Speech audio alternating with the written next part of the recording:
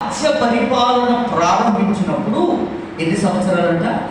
25 సంవత్సరాలు.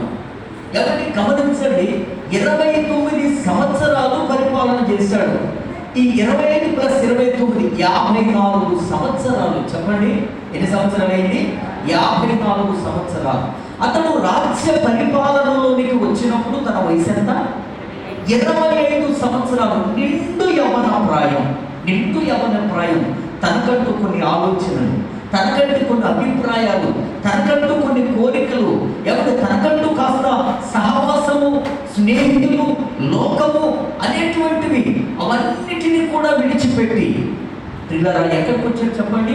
రాజ్య పరిపాలన. ఈరోజు చూడండి, ఈ మాటను బట్టి తనలో ఉన్న ఆధ్యాత్మికమైన మొదటి క్రియ ఏంటి అని అంటే, అతడు నిండు యవ్వన ప్రాయంలో బాధ్యతను స్వీకరించాడు. స్తోత్రం చెప్పండి గట్టిగా, హల్లెలూయా.